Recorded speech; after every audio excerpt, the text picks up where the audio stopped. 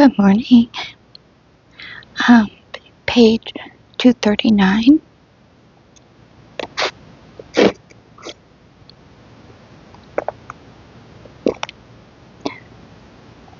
So that now the bosses were suddenly blind and deaf to all appearances. The tubby major, his equally tubby second in command, Captain Prokofiev, and all the warders walked freely about the camp, where nothing threatened them, moved among us, watched us,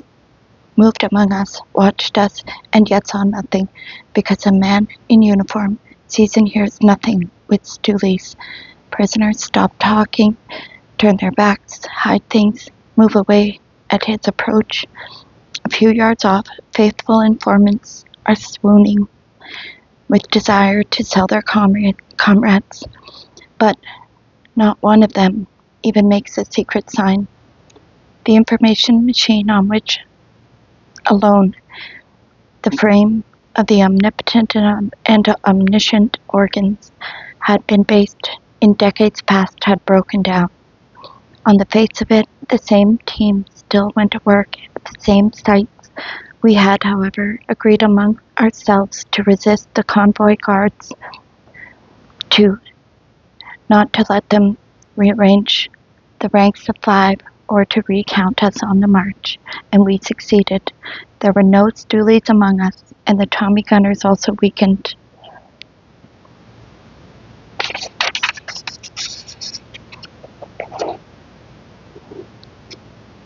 The teams worked to fill their norms satisfactorily. On their return, they allowed the warders to search them as before. Their knives were never found, though. But in reality, other forms of human association now bound people more closely than the work teams artificially put together by the administration. Most important were national ties, national groups, Ukrainians, United Muslims, Estonians, Lithuanians, which informers could not penetrate, were born and flourished. No one elected the leadership, but its composition so justly satisfied the claims of seniority, wisdom, and suffering that no one disputed its authority over its own nation. A consultative and coordinating body evidently came into being as well. A council of nationalities, as it were. The teams were the same as before, and there were no more of them. But here was something strange, a sudden shortage of foremen in the camp, and an unheard of phenomena in Gulag. At first the wastage looked natural. One went into the hospital, another went into work in a service yard, a third was due for release. But the work assigners always had crowds of candidates eager to buy a foreman's job with a piece of fatback or a sweater. Now, instead of candidates, there were some foremen who hung around the production planning section daily, asking to be relieved of their jobs as soon as possible. As things now were, the old methods used by the foreman to drive the worker into a wooden overcoat were hopelessly out of date, and not everyone had the wit to devise new ones. There was soon such a shortage of foremen that work assigners would come into a squad's quarters for a smoke and a chat and simply beg for their help. Come on, lads, you've got to have a foreman. This is ridiculous state of affairs. Come on now, choose somebody for yourselves, and we'll promote him right away. This happened more and more often. When foremen started escaping into the disciplinary barracks, hiding behind stone walls, not only they, but blood-sucking works assigners alike, at asking stoolies on the brink of exposure or something told them next on the list, suddenly took fright and ran for it. Only yesterday they had put a brave face on it, behaving and speaking as though they approved of what was afoot. Just try telling Zex otherwise in their present mood. Only last night they had gone to bed in the common hut, whether to sleep or or lie there tense and ready for the fight of their lives, vowing that there would be no more nights like this. But today they have vanished. An orderly receives instructions, carry so-and-so's things over to the disciplinary barracks. This was a new period, a heady and spine-tingling period in the life of the special camp. It was we who had taken to our heels. They had ridding us of their presence. A time such as we had never experienced or thought possible on this earth, when a man with an unclean conscience could not go quietly to bed. Retribution was at hand, not in the next world, not before the court of history, but retribution live and palpable, raising a knife over you in the light of dawn. It was like a fairy tale. The ground is soft and warm under the feet of honest men, but under the feet of traitors it prickles and burns. If our only great outside were as lucky, if only our great outside were as lucky, the land of the free, which never has seen, and perhaps never will see such a time.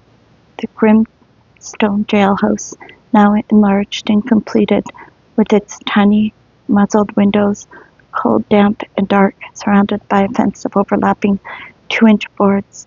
The disciplinary barracks, so lovingly prepared by the masters of the camps for recalcitrants, runaways, awkward customers, protesters, people of courage, had suddenly become a rest home for retired stoolies, bloodsuckers, and bully boys.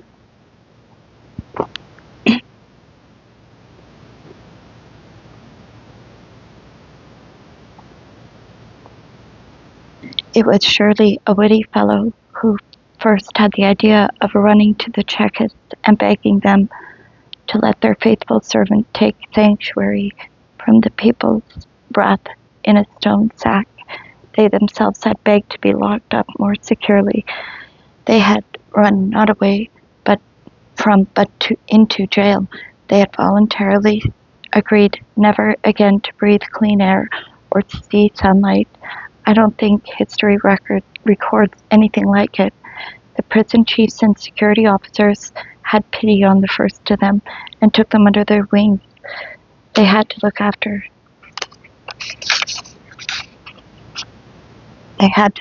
their own. The best cell in the barracks was assigned to them. The camp wits called it the safe deposit. Mattresses were sent in. Better heating was ordered. A 1-hour exercise period was prescribed. But behind the first smart Alex came a long line of other less smart, but no less eager to live. Some tried to save their faces, even in a fight. Who knows, they might someday have to go back and live among sects again. Archdeacon Rudchuk's flight to the disciplinary barracks was carefully staged. Warders came into the hut. After locking up time, executed a ruthless search, even shaking out the contents of his mattress, arrested Rudchuk, and took him away. The camp, however, was soon reliably informed that the haughty archdeacon, amateur of the paintbrush and the guitar, was with the others in the safe deposit. Their numbers shortly topped a dozen, 15, 20. Machkovsky's squad. People started calling them after the chief disciplinary officer. A second cell had to be brought into use, which further reduced the disciplinary barracks' productive area. Sorry, excuse me.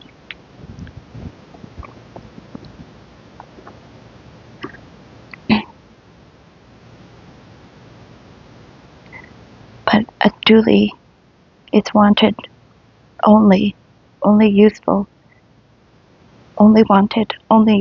so long as he can rub shoulders with the crowd and pass undetected. Once detected, he is worthless and cannot go on serving in the same camp. He eats the bread of idleness in the disciplinary barracks. doesn't go out to work isn't worth his salt. Even the MVD's philanthropy must have some limits. Excuse me.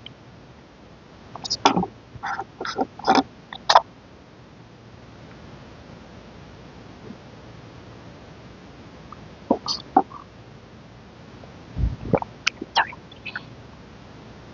So the flow of stoolies began to be saved, begging to be saved was stemmed. Late comers had to remain in their sheep's clothing and await the knife. An informer is like a ferryman. Once he served his purpose, nobody wants to know him.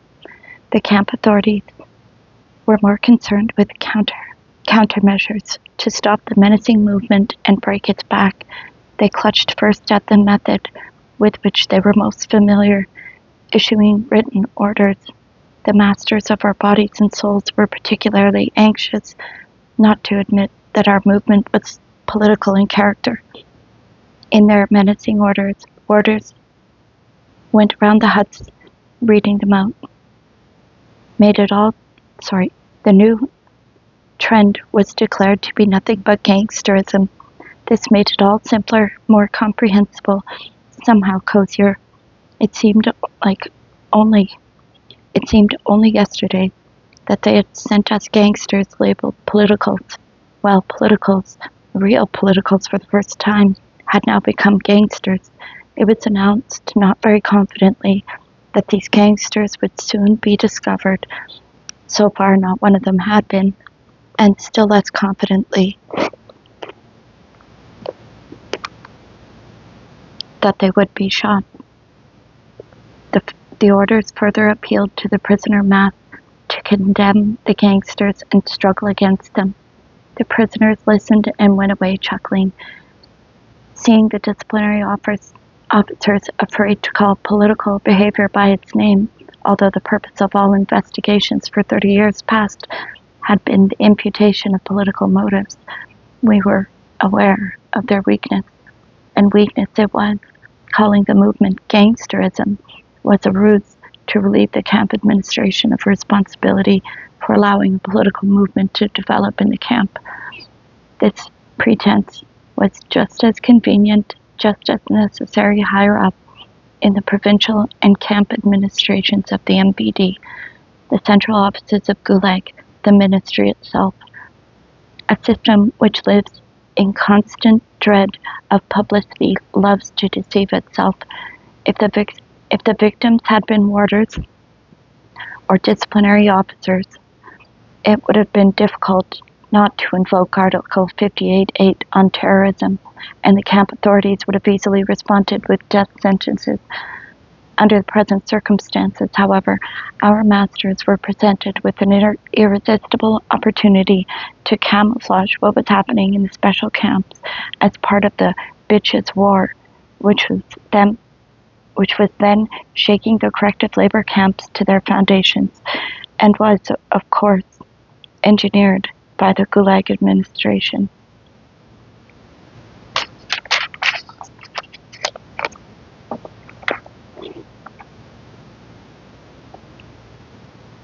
This was their way of whitewashing themselves, but they also deprived themselves of the right to shoot the camp murderers, which was the only effective countermeasure, and they could not oppose the growing movement. The orders were of no avail. The prisoner masses did not start condemning and struggling on behalf of their masters. The next measure was to put the whole camp on a punitive routine. This meant that in non-working hours, on weekdays, and all day on Sundays, we were under lock and key and had to use the latrine bucket, and were even fed in our huts. They started carrying the broth and mush around in big tubs, and the mess hall was deserted. This was a hard regime, but it did not last long. We were lazy at work, and the mining trust set up a howl. Most important, the warders' workload was quadrupled. They were incessantly rushing from one end of the camp to the other, letting orderlies in with buckets, letting them out again, bringing the food around, escorting the groups of prisoners to and from the medical section. The object of the camp administration was to make things so hard for us that we would betray the murderers out of exasperation. But we braced ourselves to suffer, to hang on a bit. It was worth it. Their other object was to keep the huts closed so that the murderers could not come from outside, and so would be easier to find. Boopy. But another murder took place, and still no one was caught. Just as before, no one had ever seen anything or knew anything. Then somebody's head was smashed in at work. Locked huts were no safeguard against that. They revoked the punitive regime. Instead, they had a bright idea of building the Great Wall of China. This was a wall 2 bricks thick and 4 meters high to cut across the width of the camp. They were preparing to divide the camp into 2 parts, but left an opening for the time being. All special camps were to do the same. Boopy, I love you, it's okay. Oh my goodness, so sorry. Barriers to break up large camp areas were going up in many other places. Since the mining trust could not pay for this work, and since it had no relevance to the settlement, the whole burden, making the adobe bricks, shifting them around to dry, carrying them to the wall, laying them, fell upon us, upon our Sundays and our light summer evenings, after we returned from work. We greatly resented that wall. We knew that the bosses had some dirty trick in store, but we had no choice but to build it. Only a little of us was as yet free, our heads and our mouths, but we were still stuck up to our shoulders in the quagmire of slavery. All these measures, the threatening orders, the punitive regime, the wall, were crude, and in the best tradition of prison thinking. But what was this? Without warning or explanation, they called teams one after another to the photography room and photographed them, but politely, without putting number plates on dog collars around their necks, without making them turn their heads to a particular angle. It was just sit comfortably, look at just as you please. From a careless remark dropped by the head of the culture and education section, the workers learned that they were being photographed for documents. For what documents? What documents can prisoners have? A ripple of excitement went around among the credulous. Perhaps they were preparing passes so that the prisoners could move without convoy guards, or perhaps. Then one warder returned from leave and loudly told another, in the presence of prisoners, that on his way he had seen trainloads of released prisoners going home with slogans and green branches. Lord, how our hearts beat. It was high time, of course. They should have started like this after the war. Had it really begun at last?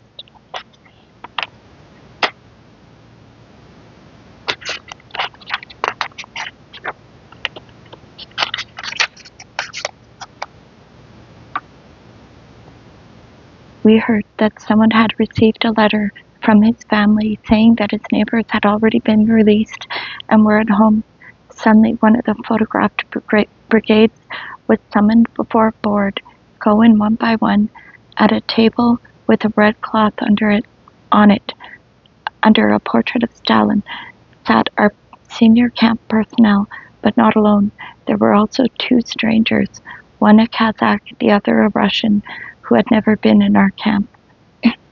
They were businesslike but jolly, as they filled in their form, surname, first name, date of birth, place of birth, year of birth. And then, instead of the usual article under which sentenced, length of sentence, end of sentence, they asked in detail about the man's family status, his wife, his parents, if he had children, how old they were, where they all lived, together or separately, and this was all taken down. One or another of the board would tell the clerk to get that down, too.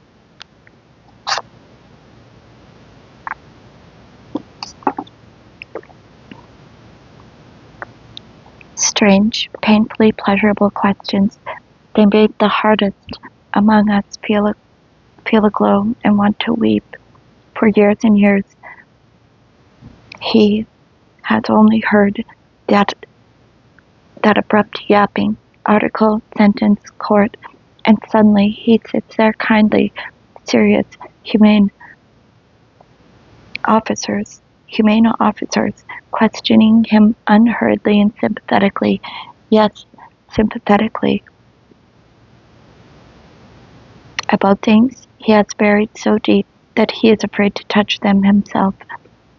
Things about which he might occasionally say a word or two to his neighbor on the bed platform, or then again, might not. And these officers, if you remember it at all, you forgive the first lieutenant there who took the photograph of your family away from you and tore it up last October's anniversary. These officers, when they hear that your wife has remarried, that your father is failing fast and lost hope of seeing his son again, tut sadly, exchange glances, shake their heads. No, they're not so bad. After all, they're human too. It's just a lousy service they're in. And when they've written it all down, the last question they ask each prisoner is this. Right now, where would you like to live? Where your parents are or where you lived before? The Zach's eyes pop out. How do you mean? I'm in number 7 barracks. Look, we know that, the officers laugh. We're asking where you'd like to live. Suppose you were let out. Where should your documents be made out for? The whole world spins before the prisoner's eyes. The sunlight splinters into an iridescent haze. With his mind, he understands that this is a dream, a fairy tale, that it cannot be true, that his sentence is 25 years or 10, that nothing has changed, that he is plastered all over with clay and will be back on the job tomorrow. But there sit several officers, 2 majors among them, calmly, compassionately, insisting, where is it to be then? Name it. With his heart hammering and warm waves of gratitude washing over him, like a blushing boy mentioning the name of his girl, he gives away his cherished secret, where he would like to live out peacefully for the remainder of his days, if he were not a doomed convict with 4 number patches. And they write it down and ask for the next man to be called in, while their first dashes half-crazed into the corridor and tell the other lads what has happened. The members of the team go in one by one and answer questions for the friendly officers, and there is only 1 in 100 who says with a grin, everything's just fine here in Siberia, only the climate's too hot. Couldn't I go to the Arctic Circle? Or, write this down, in a camp I was born, in a camp I'll die, I know no better place. They had such talks with 2 or 3 teams. There were 200 of them in the camp. The camp was in a state of excitement for some days. Here was something to argue about, but half of us didn't really believe it. Those times had passed. But the board never convened again. The photography had cost them little. The cameras clicked on empty cartridges, but sitting in a huddle for heart-to-heart talks with those scoundrels overtaxed their patience, and so nothing came out of their shameless trick. Oh.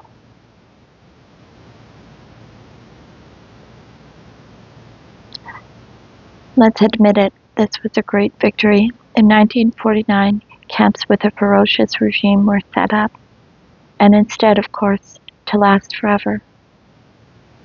Yet by 1951 their masters were reduced to this maudlin play acting. What further admission of our success could we ask for? Why did they never have to put on such an act in the corrective labor camps? Again and again the knives flashed, so our masters decided to make a snatch. Without stoolies they didn't know exactly whom they wanted, but still they had ideas and suspicions of their own, and perhaps denunciations were somehow arranged on the sly.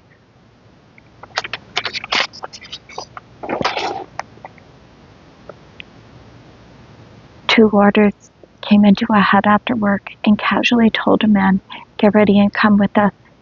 The prisoner looked around at the other lads and said, "I'm not going." In fact, this simple everyday situation, a snatch, an arrest, which we had never resisted, which we were now, In fact, this simple everyday situation, a snatch, an arrest, which we had never resisted, which we were now used to accepting fatalistically, held another possibility, that of saying, "I'm not going." Our liberated heads understood that now. The warders pounced on him. "What do you mean, not going?" "I'm just not going," the Zec answered firmly. "I'm all right where I am." There were shouts from all around. "Where's he supposed to go? What's he got to go for? Why won't you? We won't let you take him. We won't let you. Go away." And the wolves understood that we were not sheep. We were not the sheep we used to be, and they wanted to grab one of us now. If they wanted to grab one of us now, they would have to use trickery, or to do it at the guardhouse, or send a whole detail to take one prisoner. With the crowd around, they would never take him. Purged of human filth, delivered from spies and eavesdroppers, we looked about and saw, wide-eyed, that we were thousands, that we were politicals, that we could resist. We had chosen well. The chain would snap if we tugged it. At this link, the stoolies, the talebearers, and traitors, our own kind, had made our lives impossible. As on some ancient sacrificial altar, their blood had been shed, that we might be freed from the curse that hung over us. The revolution was gathering strength. The wind seemed to have subsided and sprung up again in a hurricane to fill our eager lungs. Oh, man, that's so good. I'm so sorry about my voice. I'm losing it. Oh, tomorrow, chapter 11. Oh, it's going to be so good. Thank you for listening. Have a great day.